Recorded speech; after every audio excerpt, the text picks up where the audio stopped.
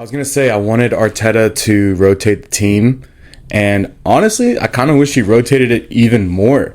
He kind of like halved it. He changed 6 guys, which is a lot, especially when Pep changes one, his goalkeeper, and that was it. But considering that, we played them really well, and it was a very kind of like tight deadlock game. Not too many chances either way.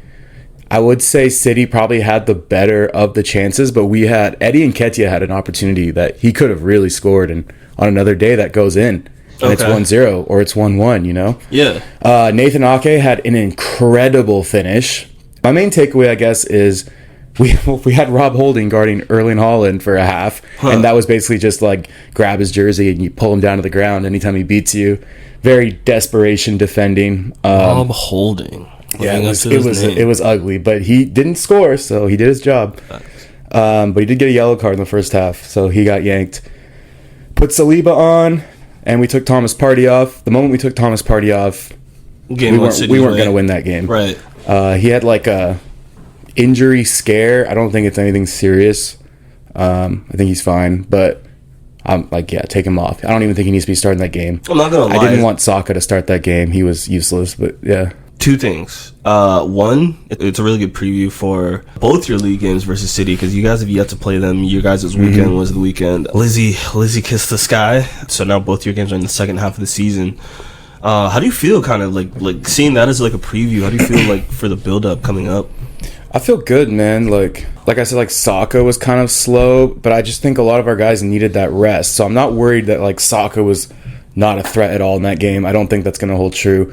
Trossard looked really good. He looked dangerous. Trossard looked like the best part of our attack, honestly. Yeah. Nathan Ake completely shut down Saka, but I think that's more a product of not having Odegaard in there, having Fabio Vieira, because I think Odegaard is just such a critical part of that right side of the attack. Yeah. So considering all those things, I'm not too worried. Nathan Ake had a beautiful, like, curling on the ground finish that it was just a great shot, and that was the difference. I would have never predicted that Nathan Ake starts reaching his potential at City. Yeah, honestly, I thought he was a goner. Thought he went there to sit on the bench, you know?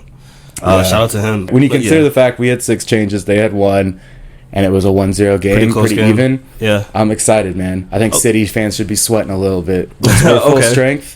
It's going to be a really good game. Boy, I don't know if we're going to like win a ton, like both games or nothing crazy like that, but I think there's a good chance that we could win one. That's going to be the closest example of City playing itself. Yeah. I think I said that last season, but like this time I really mean it. Yeah. Well, that's kind of what I thought too when I was watching the game. I was like, wow, this tactically it's very similar. City kind of shift into this back 3. I think they start Rico Lewis as a right back, but he's playing like in the midfield. He's like a D mid, super inverted fullback, just like super inverted, just like Zinchenko, just like Trent Alexander-Arnold should be, but he's still being used as a right back, and he's getting rinsed. Yo, my man can't even pass now. City kind of do like this 3-2-4-1 or like 3-2-5, kind of what we do with like a 2-3-5. It's very similar structurally. Yeah. The main difference, City plays slow. Yeah. And I think it's a product of a lot of things. A lot of recent turnover in the squad, maybe some tired legs, an aging squad.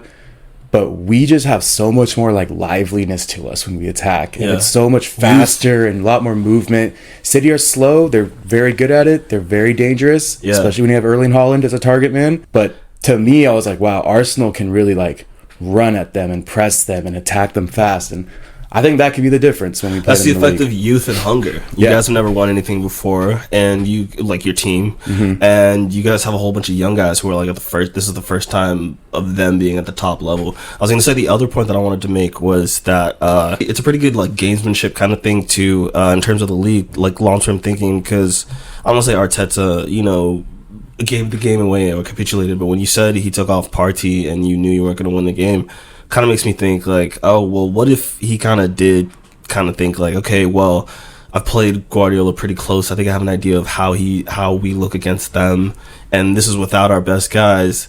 Why don't I just help us focus on the league and keep our lead? We'll sabotage and give the second place guys, let them stay in this tournament and stay distracted and give ourselves as much of an advantage as possible. I would agree with that, but then it's like he brought on Saliba, he brought on Odegaard, he brought on Martinelli. Yeah. So it was like, dude, if you're going to bring those guys on, you might as well just start them.